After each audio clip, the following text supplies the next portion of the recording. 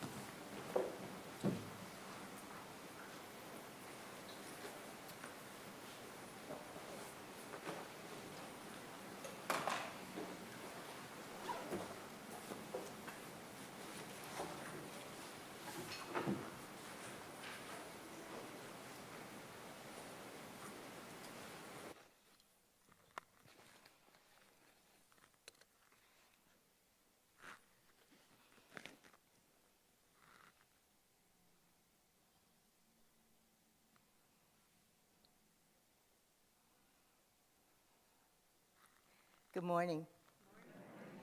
Buju Ninintaway Magani Dug, Nagamo my Ingen Indigenous, Wabasheshin Dodem, Ojibway Koyan Down, Dishnejo Medeo, Mede Wanakoyan Dow. So greetings, my relatives. My name is Singing Wolf, and I'm from the Wabasheshi clan. I'm Boys Ford Ojibway. All of my ancestors are from Boys Fort. Since the time of the reservation era. And I'm also second degree Medewan, and the Medewan is the Grand Medicine Society, and I guess that's the English translation, but more appropriate translation would be the Path of the Heartway. And I'm also Medewanakwe, which is one of the head water women, and I think it was 2008 when in our Three Fires Lodge they raised up 8 of us at that time to be the head water women. And I was up in northern part of actually I was at Madeline Island this week. But, you know, this week is a very exciting time, I think.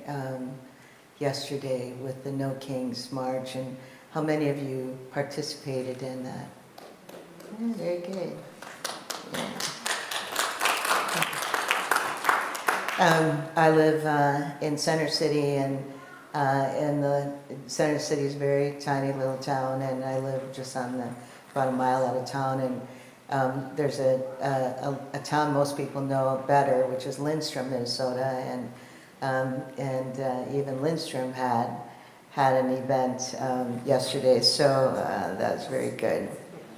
I think, you know, yesterday happened because people are looking for and searching for kindness, love, and justice. And I think, you know, people are understanding that we do want to have a government by the people, for the people, right? Yes? Yes. And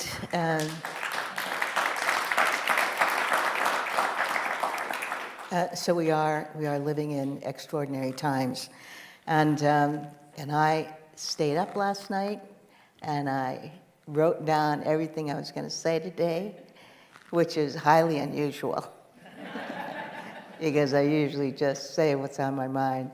But since I took the time last night to write this down, I'm going to go with it, okay? We are living in extraordinary times, and my ancestors predicted this would happen. They prophesied this time and the changes we would see come about. You know, long ago, we Anishinaabe, we lived on the eastern seaboard, and they say that if you were standing on a high point near the St. Lawrence Seaway, and you look south, you could see our tribal fires all the way to the Carolinas. So that's how, and we, at that time, we were called People of the Three Fires. So that was the Ojibway, and we were the Faith Keepers, and the Odawa, and they were like the emissaries, the ambassadors, and then the Potawatomi, who were the fire keepers. And we were people of the Three Fires. And so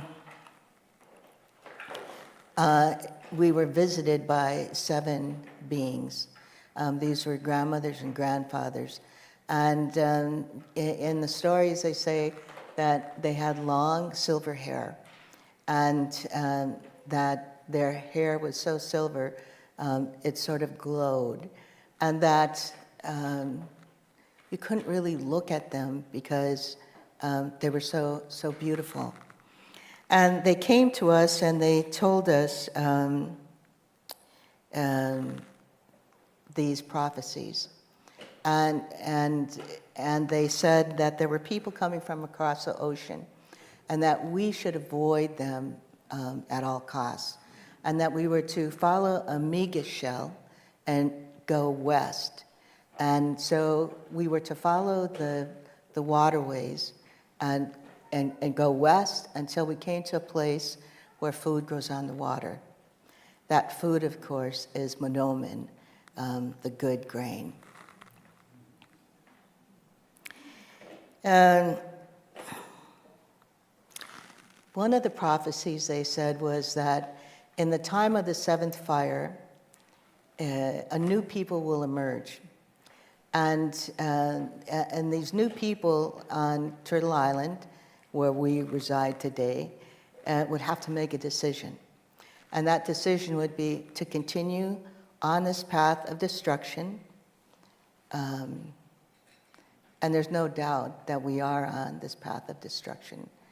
In less than in 300, 400 years, we've poisoned our waterways, the waterways that were pristine pre-contact. They said, continue on this path of destruction, or take this path that will lead us to the eighth fire. And in the time of the eighth fire, we will be in harmony with all things. And when we say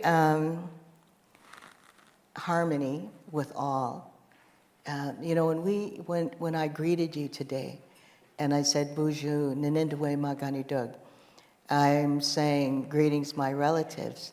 But I'm not just speaking to humankind. I'm speaking to the very air that we breathe, the trees that produce that air for us, the birds, the four-leggeds, the chickens that live on my farm. I'm saying greetings to everything. Everything is our relative. We believe that everything is animate, even the asin, the rocks. Everything has a vibration. Every single thing is animate. And so when we say, Buju Nindawe Magani Dug, greetings, my relatives, everything in the universe we're greeting. And also, I'm saying greetings to the Nibi, the water. So this past week, I was able to visit Madeline Island. And how many of you have been to Madeline Island? Okay, those of you who didn't raise your hand, go there. It is a magical place. And I was able to be there for a couple days for rest and relaxation. And I did do a little writing, and surprising how fast and much one can write when you're not constantly being interrupted by somebody nudging your elbow or the phone. So I did do a little writing, but we did hiking. We hiked the trails, and then on Thursday, I said, I cannot come to Madeline Island without going to that place on the eastern edge of the island, the place that still is held, protected by the Bad River Reservation, Bad Rivers across the bay. And we took a road, and I kind of thought it was the wrong road, but we kept going down it, and maybe it wasn't a wrong turn after all.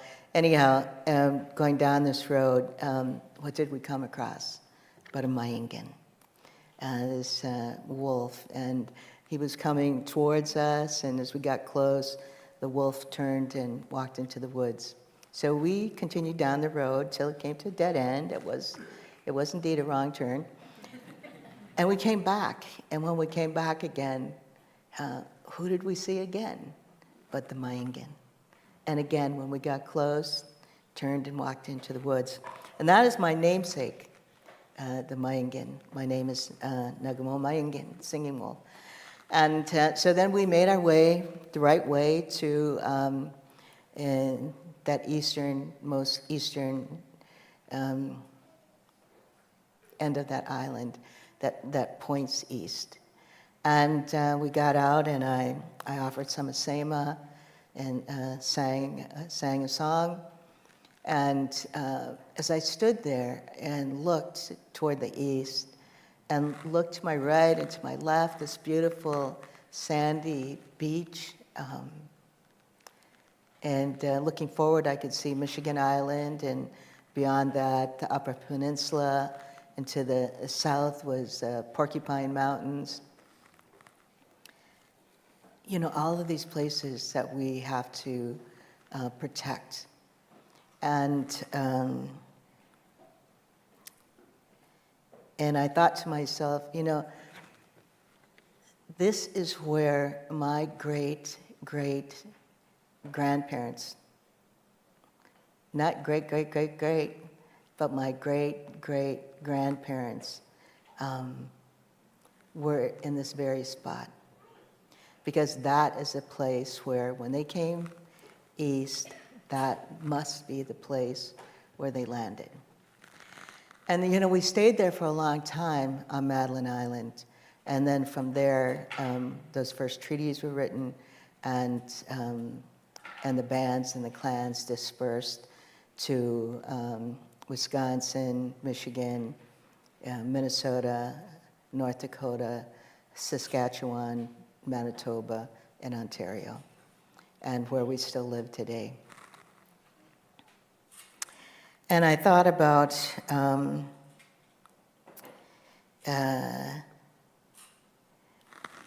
you know, what they must have felt like when they arrived at that point, that destination, that journey that took them, they say 500 years. And so it was beautiful. It was a very beautiful, beautiful place. And, you know, and I looked out at the water. It was a gray day. And so the water was blue, blue, blue, blue. And then when you could see the skyline, it was dark blue. And then above that, it was darker blue. And then it lightened up. But just those colors of blue were so beautiful. It was, you know, you can't help but feel grateful. Grateful to be alive, grateful for the water. And, you know, which brings me to, you know, when they started their journey, the grandmothers and grandfathers told them, follow the Migas shell. And, you know, the Migas, to us, is so important. It lives in salt water, and I guess everybody else calls it a cowrie shell. But to us, it's the Migas. And in our ceremonies, we could not have our ceremonies without that Migas shell. And they said, follow that Migas shell. It will appear when it's time for you to move on. And so there are places they stopped along the way. And, you know, it's not like today, you know, you pack up your car with some groceries and, you know, you can go cross country in 4 days. You know, no, they had to, like, grow food along the way. They had to tap the maple trees. They had to fish. They had to dry fish and meat to take with them. And in the Odawa, they were the ones who would go ahead and they would tell people, you know, we're coming through, but we're not staying here. We're simply coming through. And so I think about, you know, they came through all of the Great Lakes, and sometimes they would, they say that when they got to by Detroit, they weren't quite sure where to go, and they'd been there for a while, and a little boy had a dream of a Migas shell, and the Migas shell was pointing the way, and so that's the way they went. And that fire, the Potawatomi, the firekeepers, they lit a fire at the beginning of that journey, and that same fire was kept alive all those years. But you know, I think they traveled in canoes on the waters, and you know, water is so incredible. The Nibi is so incredible. It is the only element that can move vertically, right? Goes up and down. It evaporates into the sky, and then it becomes rain or snow. And then as it falls, you know, the trees catch the rain, and they help it to come to the earth gently. And when it comes down as snow, you know, the snow flakes, they make their way together, right? Because one little tiny snowflake, you know, but you see them, you know, like they make their way together. And water's the only substance that also travels horizontally, right? The rivers, they flow mostly south, but they can also flow north, and they carry us in the canoe. And so when you're on the water, traveling horizontally, you know, there's a different feeling about that. You know, that water can hold us up.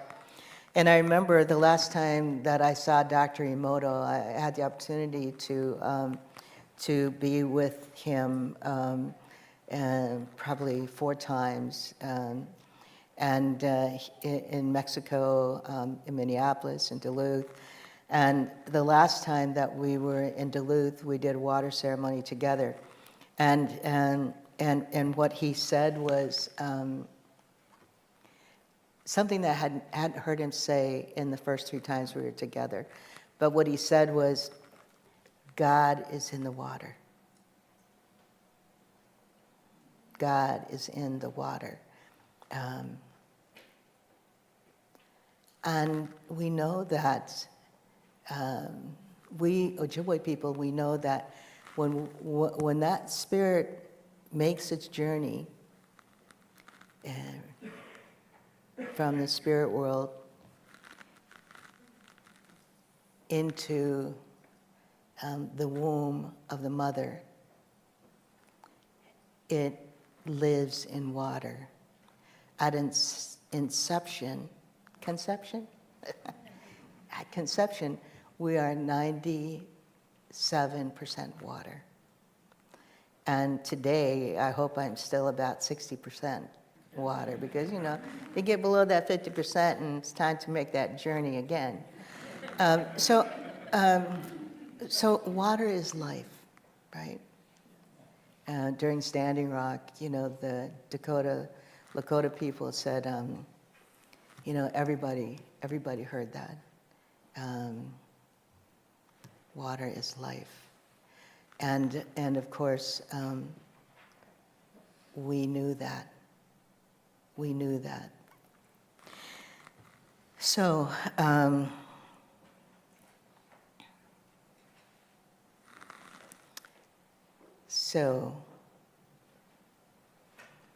I think, you know, if we can get up every morning, and before you have that first sip of water, maybe it's not water, maybe it's coffee, but it still comes from water, you know, to say thank you. Thank you to the Nibi.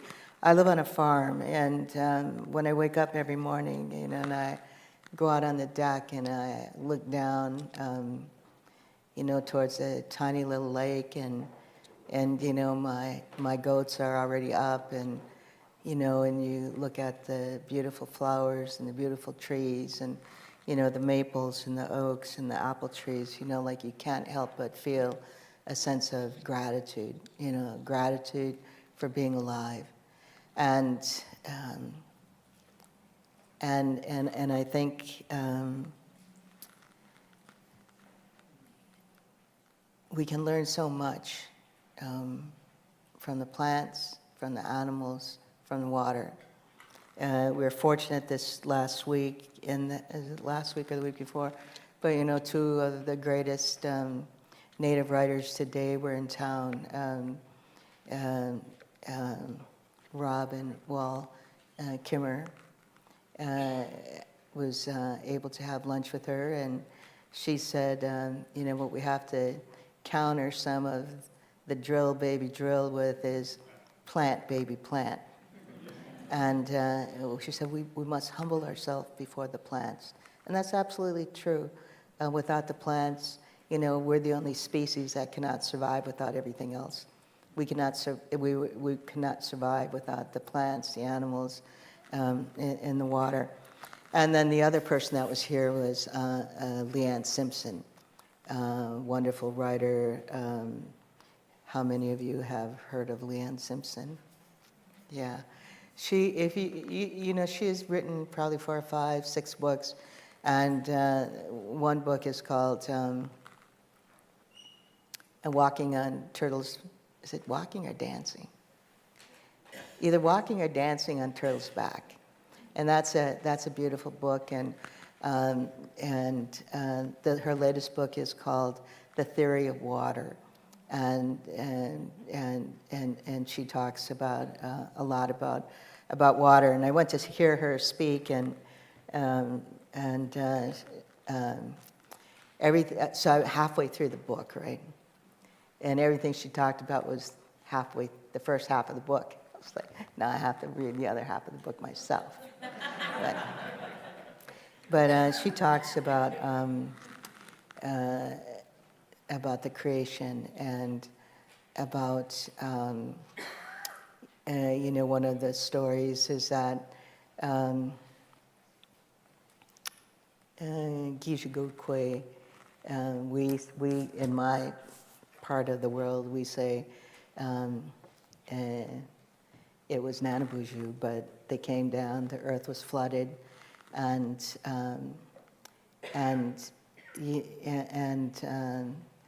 some of the animals were floating on a turtle's back, and various animals were going to dive down to get a little piece of earth under all the water, but it was finally the little muskrat who went down, and when he came back up, he was, you know, floating, and they took him out of the water, and in his tiny little paw, he had just a little bit of soil, and so they put that soil on the turtle's back, and then Nanabuju walked around and around and around, and every time he went in the circle, the turtle's back got bigger, and finally it became Turtle Island. And there was a place then for humankind and the animals to live again. And so she talked about that story and about how even the Creator made mistakes. And when she talks about Gijigokwe, when she was on the turtle's back, she studied the turtle, and she saw in that turtle that life is not just created once, but it is created and recreated. So when you look at a turtle's back, you see the 13 moons. And around the edge of the turtle shell, there are 28 markings representing 28 days between each moon. And that is a time of recreation. And so it's a beautiful book. I encourage you to get it. And The Theory of Water. It's a great book. So what we're going to end with here is they asked for a water ceremony. So I'm going to ask my sisters here to come up and help me. We're going to sing the water song. Well, first, we're going to sing the tobacco song, and because you know we have our ways of doing things, and yeah, and you can't just go straight to the water. First, we have to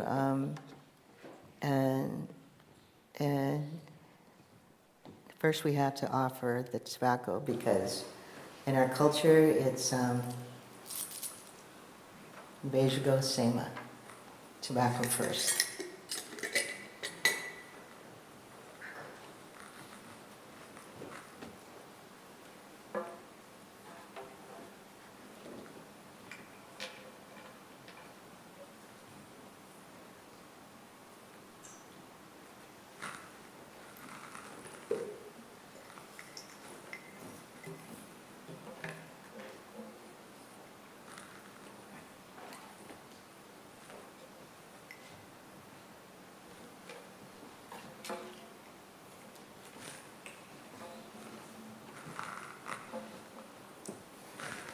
Buju Ninindaway Magani Dug, Migwachwendan, Wabanang, Javanang, and Gabian, Kiwadanang, Migwachwendan, Nimama Ki, Migwachwendan, Ishpaming, Migwachwendan, Minno Bibanis Win, Migwachwendan, Nokomasanan, Migwachwendan, Mishomasanan, Migwachwendan, Geshe Manadu, Migwachwendan, Asema, Migwachwendan, Nibi.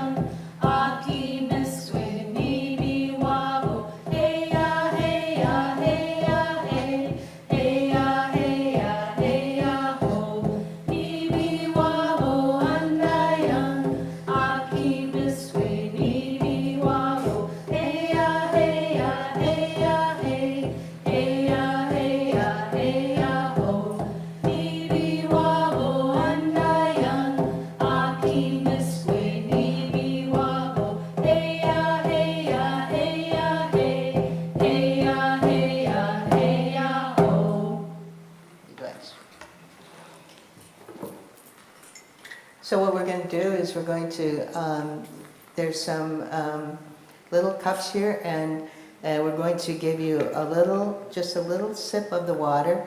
And this is water I've gathered and safe to drink.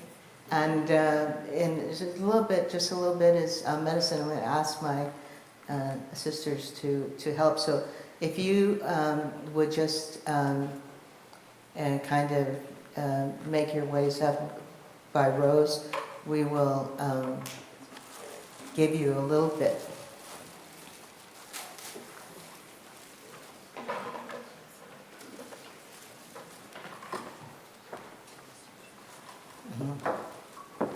So if you hand the cups up here, they will hand them to the people.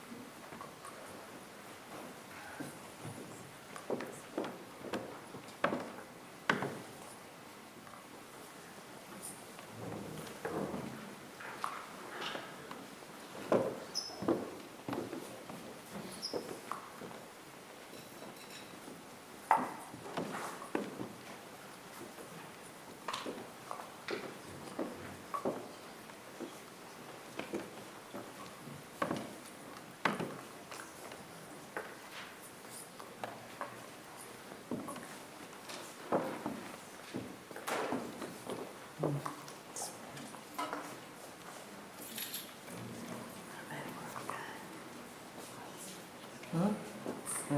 going to run out.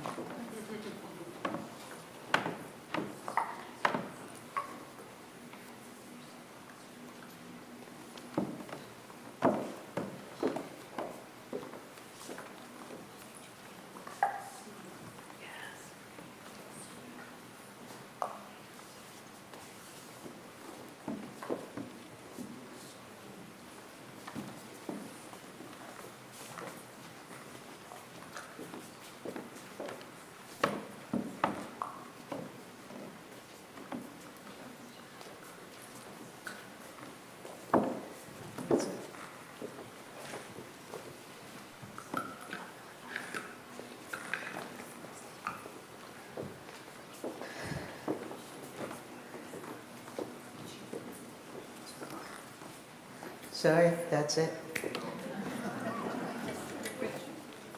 So we're just going to end with this song, and the song is another water song, and it's a song that my sister and my grandson made years ago, and it says, "Water, we love you, we thank you, we respect you." And this is a participatory song, okay? So it's an Ojibway, but you'll be able to pick it up. And I'll sing it through once, and then we'll try to sing it together. Nibi gizageigu kimi gwachue nimigu gizaway nimigu. You get that? Nibi gizageigu kimi gwachue nimigu gizaway nimigu. Nibi gizageigu kimi gwachue nimigu gizaway nimigu. Okay, last time. Nibi gizageigu kimi gwachue nimigu gizaway nimigu. Miigwech.